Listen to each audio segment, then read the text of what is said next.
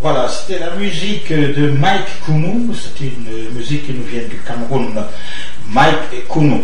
À présent, comme je vous l'ai dit, nous avons un invité qui évoque l'utilisation des énergies renouvelables, qui est préoccupé, si vous voulez, par la condition des populations en Afrique qui sont soumises à des coupures de courant incessantes. Lui, c'est Julien Kakpovi, il est d'origine béninoise, il vit ici à Montréal. Julien Kakpovi, bonjour. Oui, bonjour Vélan. Ça va très bien ce dimanche?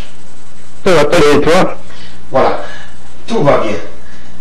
Très bien. Merci beaucoup. Julien, si on t'a appelé ce dimanche, c'est pour nous parler de ce projet qui nous semble assez intéressant pour nos populations africaines. Ce projet pour développer au sein de votre entreprise Wannabe Développement, c'est ça exactement, Développement Wannabe. Et voilà, le PAS, abonné solaire. Abonné solaire, vous dites que c'est un projet de production, de distribution d'énergie renouvelable. Alors, parlez-nous de ce projet PAS. Écoutez, Développement Wannabe, c'est une jeune compagnie québécoise. Une compagnie qui est créée par 3 étudiants qui sortaient de l'université, parce que en sortant, nous avons constaté en réalité que tout le monde parle de développement, mais qu'on oublie souvent le rôle que joue l'énergie dans le développement. Il n'y a pas très longtemps que les Nations Unies ont reconnu comme enjeu essentiel également à l'amélioration des conditions de vie des populations, que l'énergie fait partie également des besoins élémentaires que les populations devraient s'approprier. Donc, partant de là, il y a la question de coût. Comment les populations vont arriver, en fait, à s'accaparer de cette énergie qui, tout le monde le sait, le soleil brille en Afrique tous les jours, qui est là, disponible, mais nous n'avons pas comment on appelle ça, un outil de financement pour que la population puisse avoir accès à cette énergie. Bon, on y reviendra après sur, comment dirais-je, quels sont les moyens qu'il faut aux Africains sur place pour développer d'autres énergies. Parlons d'abord de la solution que toi tu proposes. Alors cette solution que tu appelles abonné solaire. Oui, je passe. En réalité, la solution est vraiment issue de l'explication que je donnais. Pourquoi? Parce que le PAS, c'est comme un projet qu'on appelle projet abonné solaire. Ça veut dire quoi? Ça veut dire de permettre en fait à des agents dans les territoires ciblés de disposer d'un petit entrepôt pouvant mettre en œuvre l'installation de ces systèmes solaires dans les ménages, c'est-à-dire des populations qui le souhaitent, pour que chaque mois, les agents puissent aller récupérer en fait 20 $ ou 40 $ par mois. C'est la seule solution en fait pour que les populations puissent avoir accès à cette énergie. Parce que le coût du matériel est encore élevé aujourd'hui et dépasse en fait les revenus de l'Africain moyen que nous sommes. Alors, quand tu dis que les agents aient récupéré 20 $, 40 $ par mois, si nous parlons de la zone CFA, d'où toi tu viens, oui. Qu'est-ce que cela se traduit exactement? C'est-à-dire si tu proposes cette solution à un ménage à Cotonou, oui. Comment est-ce que la solution est donnée et comment est-ce que ce ménage paye? Alors, nous avons identifié en fait 2 solutions. Une solution qu'on appelle la solution de 100 watts avec une capacité énergétique de 600 watts, c'est-à-dire capacité où la personne peut utiliser 600 watts au coucher du soleil. Ça veut dire quoi? Ça veut dire que la personne est capable d'alimenter 5 ampoules, c'est-à-dire 5 lumières, mais ce n'est pas des lumières que nous utilisons avant, des lumières qu'on appelle des lumières d'ailes. Alors le système est intégré. Il y a des lumières, il y a la batterie, il y a l'invecteur, il y a le panneau solaire, il y a tout le système intégré. Donc dès que ton courant est coupé, tu passes sur ton petit système qui est là pour te permettre d'avoir de la luminosité. mais en même temps, ça te permet d'avoir accès à la télévision pendant quelques temps ou d'aller sur ton ordinateur pour regarder ce que tu as à regarder. Donc ce système aujourd'hui revient à peu près à un coût directement installé chez le consommateur. Un système de 100 watts dont je parle revient à $692. Ok. Si nous ne multiplions pas ça par 450, bon, vous voyez ce que ça donne, ça revient à moins de 400 000 francs, je pense, pour le citoyen moyen africain. Alors 400 000 francs, si tu le divises par 36 ou 48 mois, alors la personne peut payer moins de 10 000 francs CFA pendant 36 mois et avoir accès à cette énergie. Parce que ça, c'est le coût du matériel. On ne peut pas, il n'y a personne qui va nous donner le matériel gratuitement. Il faut la payer.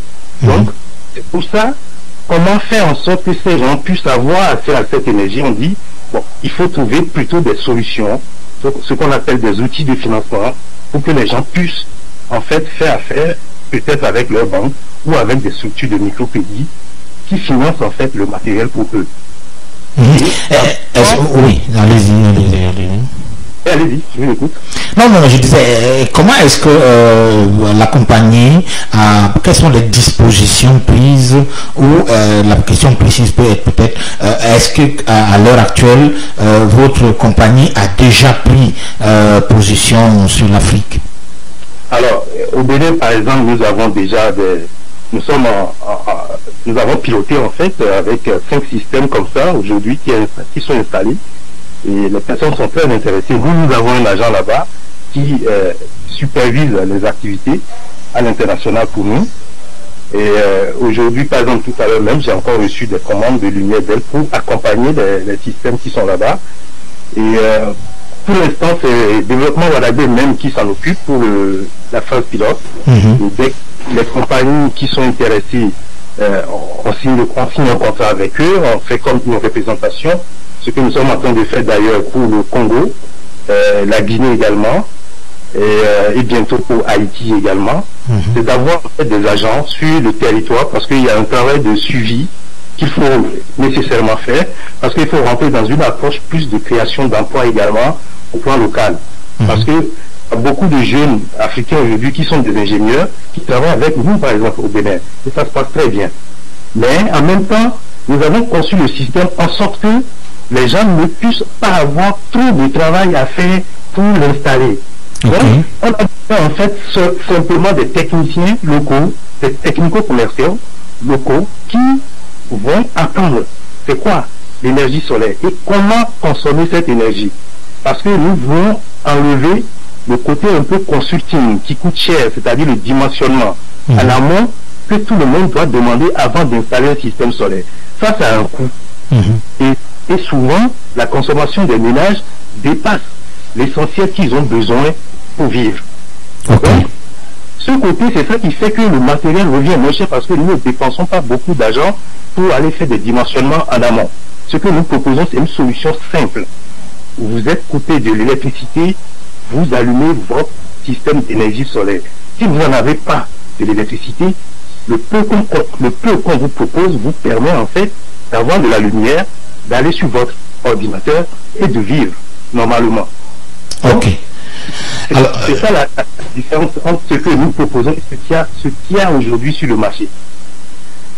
Est-ce que ça peut se faire en dehors du cadre urbain, aller par exemple dans les villages? Bien sûr, parce que le système il est autonome.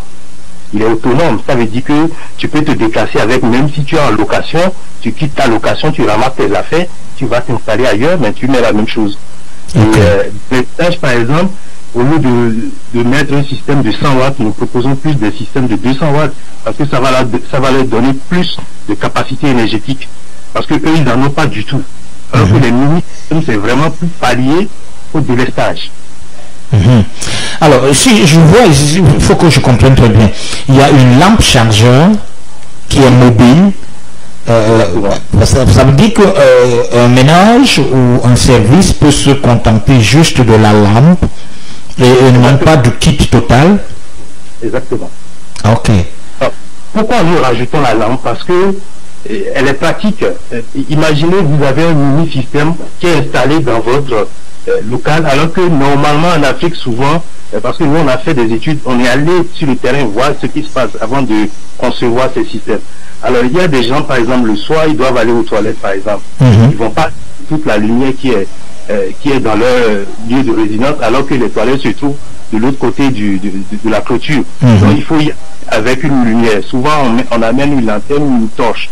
Alors que cette lampe, tu peux juste la prendre, tu l'allumes et tu as de la luminosité pour aller là où tu vas y aller. Et ce qui est important également, il se pourrait que tu as besoin juste de charger ton téléphone et non, c'est pas une grosse consommation. Tu n'as pas besoin d'allumer encore ton système qui va te consommer encore d'énergie pour rien pour charger ton téléphone. Cette lampe te permet de charger ton téléphone également.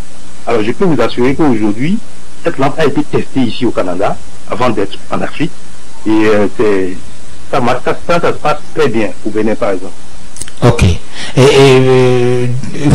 La compagnie Wadabé, quand vous allez dans des pays, Afrique, Haïti, je voulais savoir si vous avez approché les gouvernements, si vous avez parlé avec les gouvernements et quelles ont été leurs réactions par rapport à cette technologie que vous proposez. Alors, les gouvernements sont très intéressés, eux aussi sont conscients de l'enjeu. Et tous les ambassadeurs que j'ai rencontrés ici, toutes les autorités que j'ai rencontrées ici, ou en Afrique également, sont très intéressés. Mais comme je vous disais, c'est une question de financement. Aujourd'hui, comment on appelle ça, les politiques de coopération sont très axées sur le business, c'est-à-dire le business plan. Donc, pour faire une demande de financement aujourd'hui, il faut élaborer un projet.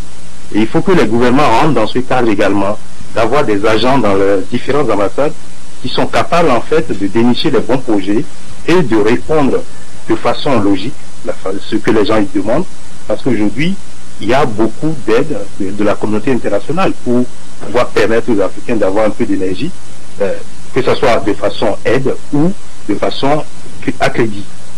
Tout ça c'est possible. Donc les autorités sont intéressées, mais aujourd'hui les gens ont plutôt tendance à aller vers les centrales électriques, c'est-à-dire on va installer des champs de panneaux solaires, ce qui fait qu'on parle du soleil, mais quand tu vas en Afrique en avion, tu regardes en bas, il n'y a pas de panneaux solaires sur les toits des populations. Parce qu'on a toujours les grands champs solaires qui demandent plus de capacité, plus d'infrastructures et plus de temps. Mais justement, Julien, tout à l'heure tu disais à l'introduction que les pays en Afrique n'ont pas toujours les moyens de se doter de cette technologie. Et la question que je pose, c'est que quand on visite un pays comme la France, par exemple, qu'on suppose qu'elle doit avoir un peu plus de moyens que les pays africains, on ne constate pas non plus cette utilisation de l'énergie solaire, alors que tout à côté, en Allemagne, c'est totalement un boom dans cette utilisation-là. Est-ce que ce n'est pas un problème de choix de modèle de développement des pays, ou est-ce que, comme pour le cas des pays africains, est-ce que c'est pas trop calqué sur le modèle français? Nous avons perdu notre invité, son téléphone a-t-il des problèmes? Je vais probablement essayer de le rappeler. En attendant, on va écouter une bout de musique qui nous vient de son pays, le Bénin. Et puis, quand on réussit à l'avoir, on reviendra à notre entretien.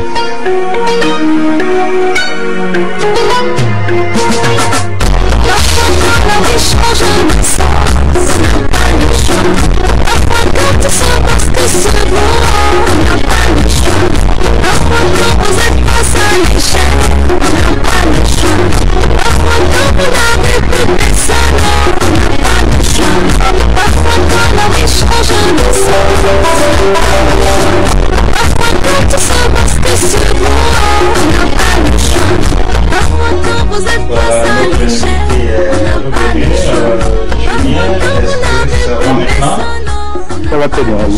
Okay. Je n'ai pas oublié la question. Hein? Alors, il fallait de modèles. Alors, vous pouvez y aller, mon cher. Voilà. Donc, Julien Kakovi, responsable, promoteur de Wanak B Développement, qui propose des énergies renouvelables aux pays africains. Et Julien Kakovi est d'origine béninoise et puis ici à Montréal. Et on parlait justement tout à l'heure de son produit l'OPAS, qui veut dire projet, qui veut dire projet abonné solaire. Lui donc, il nous parlait tantôt. Il nous parlait tantôt des solutions qu'il propose en Afrique. Et la question que je posais à Julien avant cette coupure au téléphone, c'était est-ce que les pays d'Afrique subsaharienne ne sont pas un peu plus calqués sur le modèle de certains pays européens comme la France qui n'utilisent pas beaucoup cette énergie solaire-là, alors qu'en Allemagne, on voit que c'est de plus en plus mis en place. Vous savez, le modèle économique, souvent, vous savez, en Europe, l'Allemagne, c'est un pays pragmatique. La France a pris un peu de retard. Mais aujourd'hui, la France a commencé à se relever avec l'énergie solaire. Même ce matin, j'ai discuté avec des gens en France qui étaient très intéressés, qui m'ont dit qu'aujourd'hui, dans les villages, il y a beaucoup de panneaux qui sont installés parce qu'il y a une politique urbaine qui est axée sur l'économie d'énergie. Plus tu vas dans l'approche de développement durable dans ton logement, plus les taxes diminuent. Donc les gens vont commencer à avoir accès à cette énergie. Mais en France, ça revient toujours cher. C'est un peu plus cher encore en France. Donc la France va se relever, c'est certain. Ils prennent toujours du retard, mais à la fois la faute.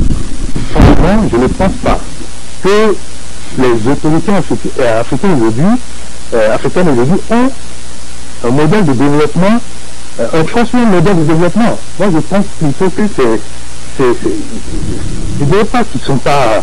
oui, mais donc on peut dire que c'est pas une question, de manque de moyens. Est-ce que les pays africains disposent quand même de moyens qui leur permettent de mettre en place une politique énergétique autre que les barrages hydroélectriques? L'important, est-ce que les autorités aujourd'hui ont à faire l'important de cette énergie que nous disposons en fait. En fait, j'ai comme l'impression c'est une question en fait qui est encore une question d'éducation auprès des autorités pour leur montrer en fait la capacité de cette source d'énergie. C'est une question d'éducation. Ce n'est pas parce qu'il n'est pas une approche de développement. Ok, si tu leur expliques que c'est une question de développement durable, c'est bon, mais en même temps, c'est de l'énergie. Est-ce que dans le cadre du développement de votre projet en Afrique, est-ce que votre entreprise ne pense pas, peut-être avec des partenaires, organiser dans un premier temps ou bien parallèlement des communications dans des pays, je sais pas moi, des colloques sur l'utilisation de cette énergie?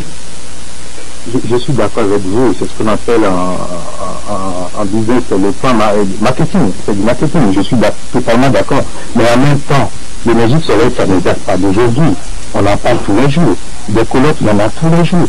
Le problème qui se pose, c'est plutôt de démocratiser en fait ce matériel dans la population, à l'intérieur de la population, et moins des discours au haut niveau.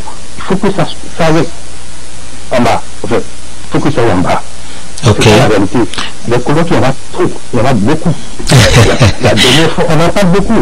Oui. Bon, mais peut-être pas les plus efficaces en fait.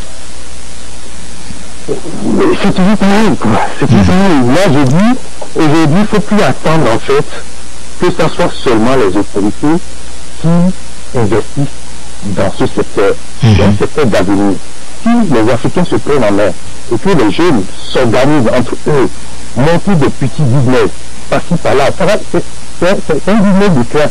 Et c'est de la création d'emplois, beaucoup d'emplois. Même ici au Canada, en Afrique, même ici, les emplois de demain, c'est des emplois qui sont liés au secteur du développement durable. Oui. Donc, nous avons la chance aujourd'hui de ne pas être totalement construit encore en Afrique. Donc, dans nos comportements, nous devons intégrer cette façon de voir les choses. Si, par exemple, ne plus utiliser des lampes qui consomment plus de 50 watts, alors qu'aujourd'hui, il y a des lampes qui consomment 7 watts, qui font la même luminosité. Donc, c'est une question de choix politique et de volonté politique. Oui, il faut que les techniciens informent les autorités de l'existence de cet enjeu. Voilà, Julien Kapovit, terminons cet entretien par vous. Alors, vous, quand on voit votre parcours, vous avez fait des études de sciences politiques, vous avez fait des études de gestion commerciale. Alors, comment de la science politique vous vous orientez maintenant à la vente de l'énergie? Comme je suis en train d'expliquer tout à l'heure, en sciences politiques, vous savez, il y a des cadres qui font de la science politique qui sont des directeurs commerciaux dans des entreprises vraiment élevées dans le monde. Et si vous avez en fait, par exemple, il y a beaucoup qui ont fait des dates qui sont aujourd'hui des cadres administratifs de haut niveau, des commerciaux de haut niveau. Et ici, si vous étudiez au Canada, par exemple, à l'Université de Montréal, là où j'ai étudié, ce qu'on appelle la pensée d'une école, ou bien l'approche d'une école. On ne te forme pas pour aller rester dans un bureau, on te forme plutôt pour que tu sois entrepreneur. Mais si tu fais la science politique à l'Université de Montréal, tu sors comme un entrepreneur politique. C'est-à-dire que tout enjeu qui concerne la société, celui qui sort d'une science politique est capable d'approcher cet enjeu et de faire des solutions. Mais tout le monde le fait. Les solutions ont un coût. Quand tu es consultant en développement, tu dois vivre. Donc, c'est un calcul simple et rationnel. On doit vivre, on doit travailler. Et le programme que je crée, c'est comme un programme énergétique. C'est que je propose. Alors, ce que je veux savoir aussi, oui, ce que je veux savoir aussi, c'est que comment tu fais. Est-ce que toi, tu travailles avec des ingénieurs sur la question, ou bien tu fais également ce travail toi-même, tu es son initiateur? Je travaille avec un très bon réseau d'ingénieurs, qu'on appelle par exemple EFM Environnement, un réseau d'ingénieurs coopérants, une coopérative. Je suis ici en partenariat avec l'ingénieur français du Québec. Et j'ai beaucoup presque tous les fabricants au Canada, je le connais. Et j'ai de bonnes relations avec mes fournisseurs ici au Canada, et même au-delà du Canada. Donc, vous savez, c'est la pluridisciplinarité en fait. Tu dois collaborer dans tout ce que tu fais et à l'intérieur de l'entreprise également. Nous avons deux ingénieurs qui sont là, qui travaillent beaucoup avec nous, qui valident tout ce que nous faisons. Et nous essayons toujours d'aller chercher nos matériels à la source pour avoir le même prix pour les populations qui n'est pas équivalent. Donc c'est un travail de tous les jours. En tout cas, Julien, on t'encourage à continuer. Et on sait que l'Afrique a besoin de sa diaspora pour son développement. Je rappelle que l'entreprise s'appelle Développement Wanakbe, et pour les personnes qui veulent la contacter, c'est le numéro de téléphone, le 514 746 08 77, et l'adresse internet c'est wanakbe.com. Alors, c'est pas encore opérationnel, mais il peut toujours taper à la base d'internet, ils vont tomber sur nos Oui, avoir les informations qu'il faut. Exactement. Et puis nous sommes situés sur Sherbrooke Est, au 2540 Sherbrooke Est, au centre de Frontenac. Ils peuvent venir là et ils peuvent m'appeler également, je réponds toujours. Sinon, je rappelle. Très bien, Julien Kapovit, merci d'avoir accepté de nous parler ce dimanche. Bon dimanche à Montréal. Merci beaucoup à toi, Évident. Merci beaucoup.